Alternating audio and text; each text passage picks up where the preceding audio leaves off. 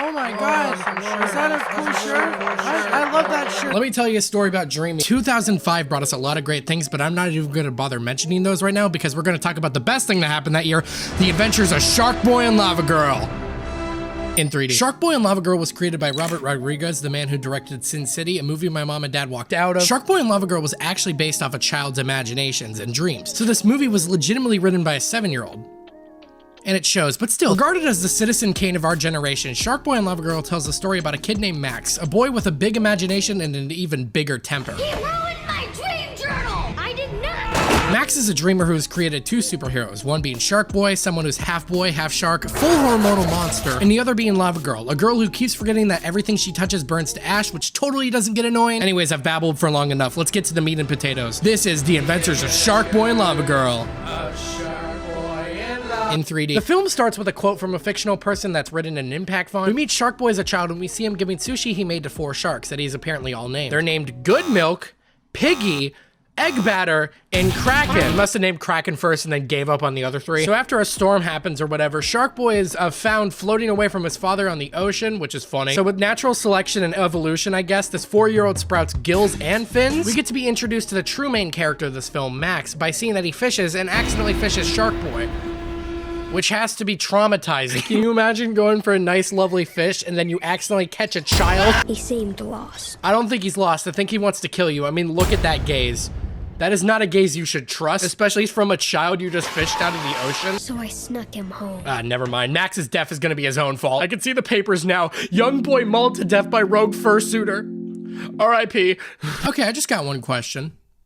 How the fuck do you expect me to believe that this shower is perfectly able to withhold an aquarium level amount of water with no leaks, let alone suspend an entire boy inside of it? You can't, that's the answer. This now raises the question, if the door jammed, could you theoretically drown in one of these showers? As Sharkboy levitates in the shower, we can see Max drawing his persona in his dream journal. I was visited by a glowing light.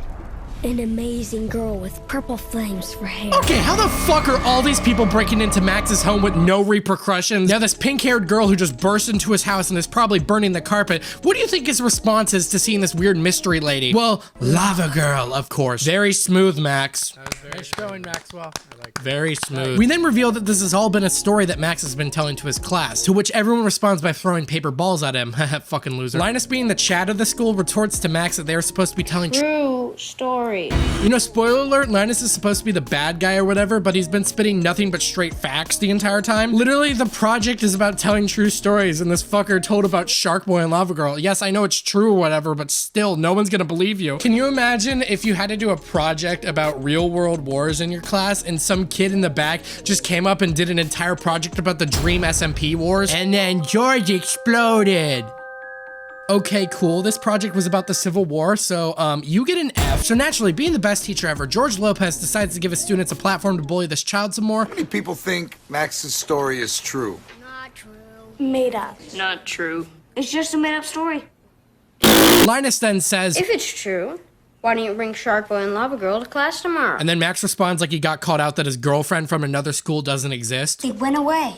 I don't know where they went. I don't know where they went. In an effort to establish dominance, Linus completely trips Max by becoming a fucking brick wall, to which the teacher, of course, does nothing. Now, to further establish dominance, Linus recounts a story about his family eating Max and then blowing chunks because he's such a dork, which of course makes the children laugh. And George Lopez still does nothing. I like to think that George has it out for Max because there's no other circumstance where you just allow this in a classroom. George Lopez, who I will now properly introduce as Mr. Electric Dad, or as he puts it, Mr. Electricity, oh, by the way, no one calls him Mr. Electric Dad. He's Mr. Electric in my eyes. Mr. Electric tells Max and Linus that it's a new year and they should just make up already. He asks them if they will ever become friends, to which they respond as if they're on a Disney sitcom. Do you think you can be friends? No. After Linus is excused, Mr. Electric tells Max to find some of the good kids in class and befriend them. Now that's not a bad message to tell kids at all, that's really good. However, Mr. Electric immediately fumbles the ball at the end zone by telling Max to stop dreaming altogether. There's some good kids in this class. Find them. Make friends with them.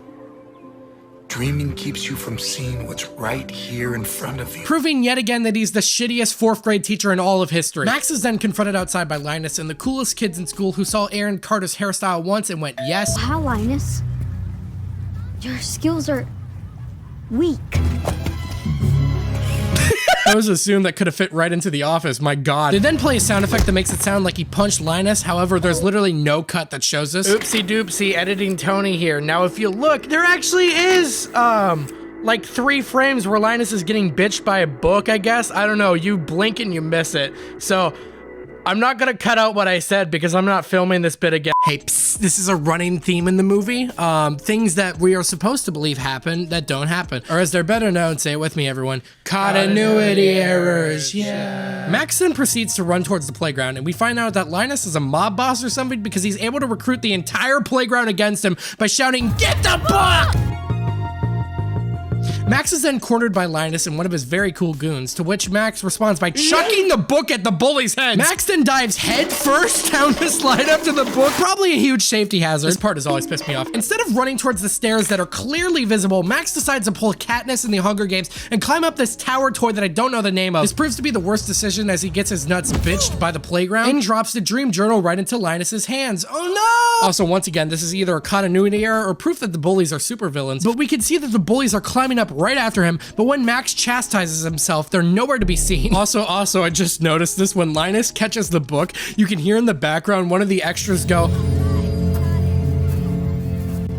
which is hilarious because they clearly only did this because the mob boss wanted the book, and now that they got it, they're all like, cool, we did it.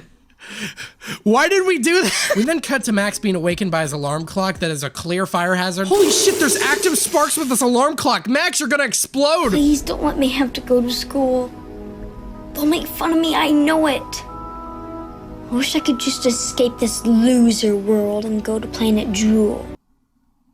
Oh my god, he's gonna kill himself with his alarm clock. Max, no! Oh my god! This movie's dark, man! As Max then slowly prepares for death, he sees flashes into planet Drool and the adventures that await.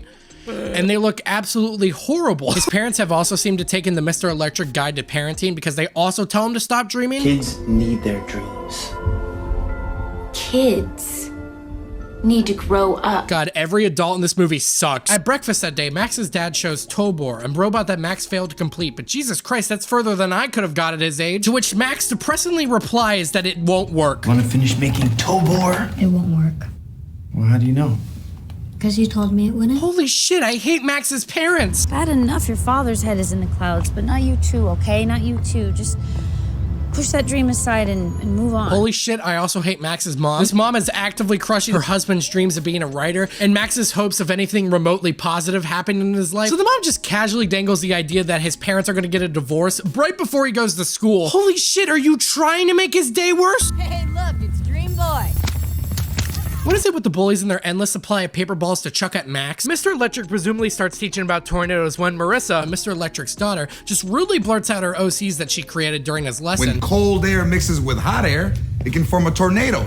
As the hot and cold chase each other around. I jumped to a story kind of like Sharkboy and Lavagirl, Ice Girl and Dream Boy. She's really treading the line of inspiration and blatant ripoff. Get your own IP, bitch. Mr. Electric slams her pencil pouch over the notebook and tells her, No more fairy tales. not only is he a great teacher, but he's also a great dad. This inspires all the other kids in class to say their inspirations and characters they came up with. And cool guy number 2 saying that he created Barf Boy and Vomit Girl. real creative asshole. So Max just waltzes into the room halfway through class time. I can see why Mr. Electric hates him now. We learn that Marissa is a fucking idiot because she's actively freezing to death and won't move, despite sitting underneath presumably the only vent in the entire room. Your dad is literally the teacher, just ask! Linus walks in wearing a shirt with his own name on it, further establishing dominance. Or you could take this as him proclaiming that he's a walking L, not something that you would want to do today. Linus shows off that he has Max's dream journal, which pisses Max off, prompting the young man to confront this absolute Chad who looks more like Sharkboy than Sharkboy looks like Sharkboy. You know what I mean? Shark. Linus took my journal.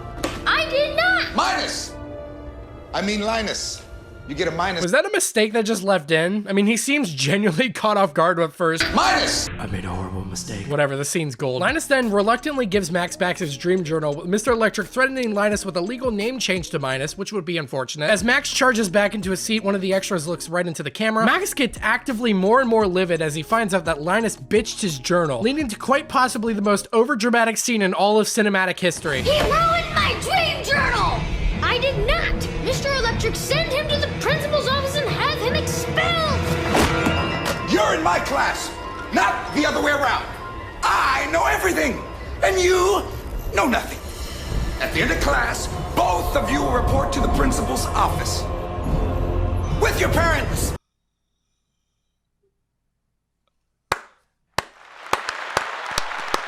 Bravo. Bravo. Bravo. I think George Lopez was legitimately pissed when he filmed this scene. What was that eye twitch he did? Anyways, a tornado starts to form right outside the classroom and everybody calmly stays in their seats. Everybody down! Oh my god, it's It's Sharkboy and Lavagirl! They couldn't have come yesterday when everyone was bullying him for making them up. I hate everyone in this film. Sharkboy then terrorizes Linus by ripping up his paper and then making Linus Pog. Linus Pog's in the chat, boy! Lavagirl then informs Max that he has to come with them back to Planet Drool, and then Sharkboy proceeds to decimate the chalkboard with his nails, which was completely unnecessary. Everyone was already listening, you hormonal asshole. Both of you are just a dream. And when I open my eyes, you'll be gone. We're still here, Max. After Max has been absolutely decimated by this prank, Mr. Electric allows the student to ditch school with these two random children he's never met before and allows them to run outside towards an active tornado, proving yet again, worst teacher ever. Look at that CGI. That looks like a Hive Vine music video. Blue goggles for the boys, pink for the girls. Do you have another pair of boy goggles? Gender norms broken! Oh, what was that sticky ass Syndigo sounding noise? Why is it so loud? Ugh. So Max learns that there are 45 minutes until Planet Drool gets engulfed in darkness. Whoopsie. Sharkboy explains their plans and Lavagirl immediately talks over him with her line. We have to go there and reverse it. We'll have to travel through the passage of time. The editing of that was like one of my videos. Holy lasagna. The darkness! Run! Holy quesarito. Sorry to barge in, but oh my god, this film looks horrible. Now, something I'd like to point out is I hate roller coasters in movies because they absolutely just disobey physics. I mean, I get it's a dream, but those laterals would absolutely just eviscerate your body. Okay, show off. Sharkboy does a 520 McKickflip McTwist half grind mortometric twist off of the coaster, and Lavagirl just jumps off of it like a reasonable person. And Max is probably still in shock from all those laterals, let's be honest. Oh my god, well if that's not the scariest looking villain you've ever seen, you've probably seen more than one movie. So to summarize this fight scene, 3 children in varying degrees of Halloween costumes threaten a man trapped in a Tamagotchi to stop the evisceration of their planet. To which he responds by showing probably the only cool design in this entire movie, the power plugs that happen to be dogs. Never mind, saying it out loud sounds less cool. I think Mr. Electric's take was a little too short for the scene because as they zoom out, Mr. Electric makes this happy face and perfectly keeps that happy face for the remainder of the shot. I think they just paused his face and they were like, fuck it.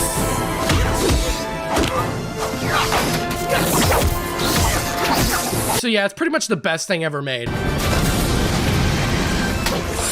They totally just stretched his face to fit into this circle. For instance, imagine if all my videos were filmed like this. Would you still watch that?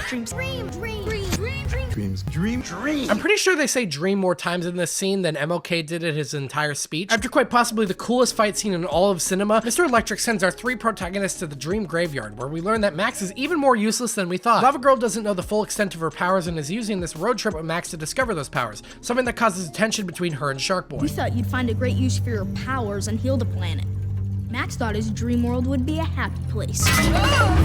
Loser. They all belly flop on the ground, leading to Max falling and landing on Sharkboy's back fin, something that should pierce through his stomach, right? Which would be the funniest way to ever end a kid's movie. As Mr. Electric desperately tries to put his never-ending coaster of fun back online, Motherboard from Cyberchase appears to scold him for his blunder. I told you, every dream must be smashed. I'm not having a good time. We cut back to Sharkboy and Lavagirl trying to force a child to go back to sleep in the open. A sentence that sounds like it would be read out loud by Chris Hansen. What size boobs do you have? Put him to sleep right now. No, Sharkboy. Just one punch. Okay, what the hell? Another inconsistency. Lavagirl burns everything she touches, yet she's able to try to push Sharkboy back on his chest, and that doesn't burn his chest alive at all. Maybe Lavagirl can control her powers, and she just doesn't want Sharkboy to touch her. While Sharkboy threatens to punch a child in the face, Max discovers that Tobor is here too, and he has all the answers to their questions. And guess who voices Tobor? George Lopez, who voices Mr. Electric. Does Max dream about his teacher? The answer is in your dreams. You mean if I put him to sleep? Jesus Christ, Sharkboy, where did you get a lead pipe and why are you so hellbent on causing blunt force trauma to this child's head? So to get this safety, they gouge Tobor's eyes and mouth out of his head and use that to fly to the train of thought. When they hop on the train of thought, Tobor says goodbye in the creepiest way possible. I'm free. After they realize that the train of thought is going to crash, they all dive bomb off of the battle bus and land on one of Max's dreams, a giant chocolate chip marshmallow cookie. What does it mean when your train of thought wrecks? Well, can't be good, buddy. At least they address that they don't know what happens when the train of thought crashes. My personal theory is that Max is brain dead. They travel to the land of diabetes. Sorry, they travel to the land of milk and cookies. Max's parents try to eat them, which is traumatizing to say the least. At least Max's parents are finally in love with this universe. They seem happy together. Is that your dream? We had a dream of family. It hasn't been coming true lately. Most dreams don't come true on their own. You have to make them true. Lavagirl subtly implies that divorce is all the children's fault. We then cut to Mr. Electric hunting the children down with search dogs, who then proceeds to fart on one of them. Despite having less than 20 minutes left, they decide to put Max to sleep to figure out how to save Planet Drool. Lavagirl comes up with the idea of singing Max a lullaby, to which Shark decides to take the reins. Close your eyes, shut your mouth, dream a dream and get us out. Dream, dream, dream, dream, dream, dream. You gotta be kidding me. Hit the hay, fast asleep, dream a dream, you little This film's a leap. musical? Dream, dream, dream, dream, dream, dream. Just relax, lay about, or my fist will put you out. Dream, dream, dream, dream, dream, dream. Take your time, but beware, there's darkness in the air. Dream, dream, dream, dream, dream, dream. Woo! Somebody needs to sign Sharkboy to Def Jam, oh my god. Lavagirl then asks Max to dream about her and her origins, and that sparks a nightmare, which is not good, so she naturally decides to castrate a child to ask her mom. I'm willing to bet that Mr. Electric is the cause of all his nightmares. I mean, look at him. They proceed to have the best fight scene ever made.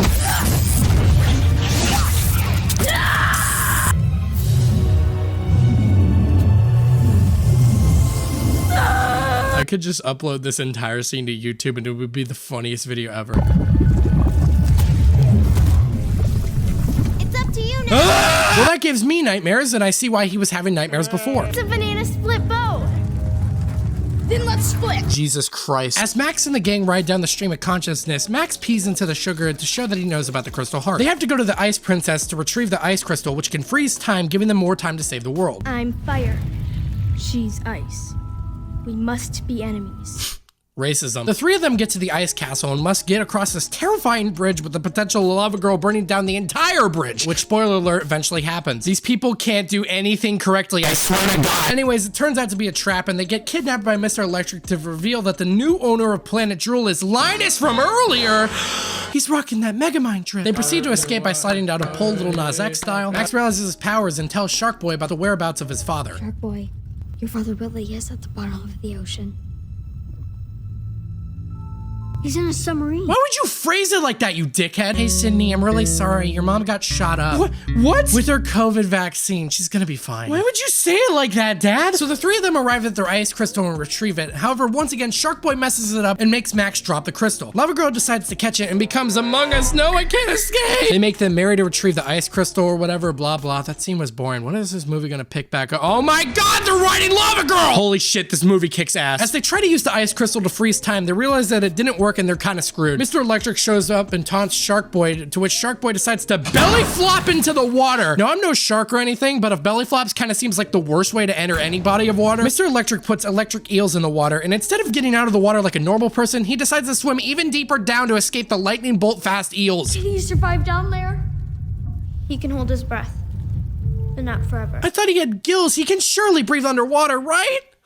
Right! Anyways, Lavagirl proclaims that he is her best friend, and she also belly flops into the water. Lavagirl then proceeds to die again for like the 4th time in this film, repeating the vision from Max's visions, seeing that he's gotten the bad ending. Tobor shows up in his most vulnerable state, and god damn it, the scene actually makes me tear up. This film is hilariously ugly and has so many inconsistencies, but something about Max realizing that he has to save his friends and realizing that he should also think of others and not just himself.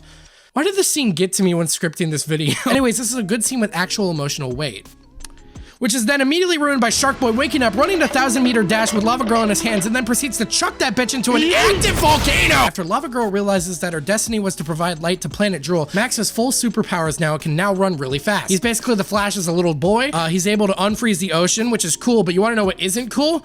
The way Max looks when he runs really fast. Max and Linus, who has now been called Minus in the dream world, have a dream battle, which just goes to show again how ugly this movie's special effects look. Max causes brains to land on another child, and of course makes all the brains fart on him, which probably launched the whole Airheads big head marketing. And who are you to believe that you can defeat me now? No one special. Just king of the ocean. K-pop stans be like, which one's cuter?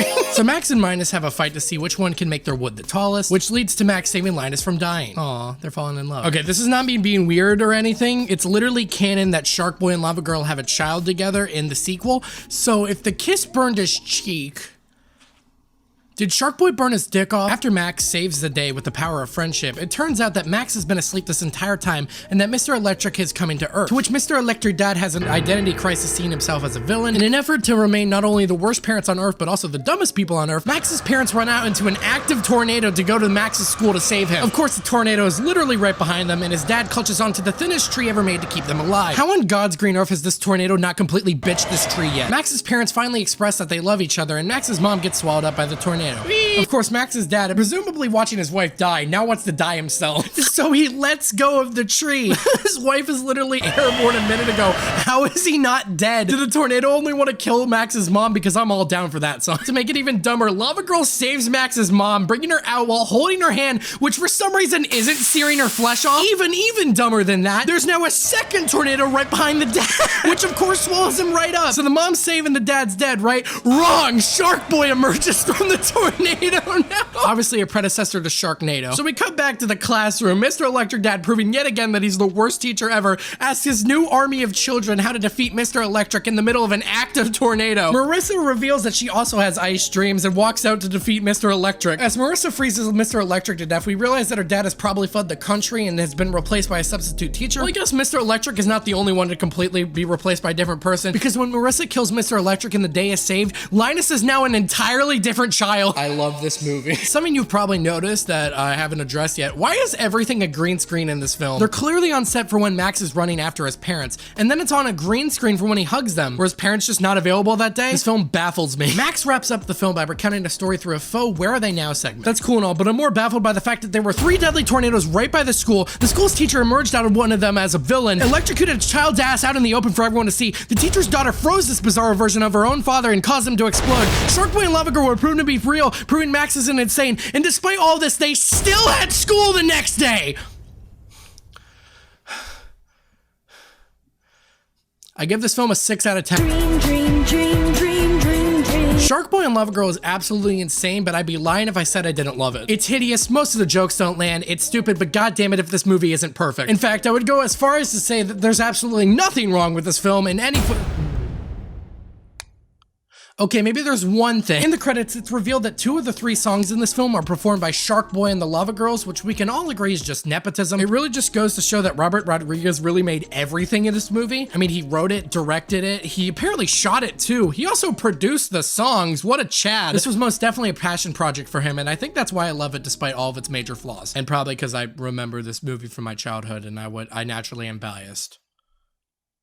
Oh well. Well, thanks for watching. Please don't forget to subscribe and politely press the like button because it's been obliterated too many times. There's some other videos that are going to pop up by my head that I recommend you watch because if you enjoyed this one, you'll definitely enjoy those. Thanks for stopping by, and I'll see you all in the next video. See ya.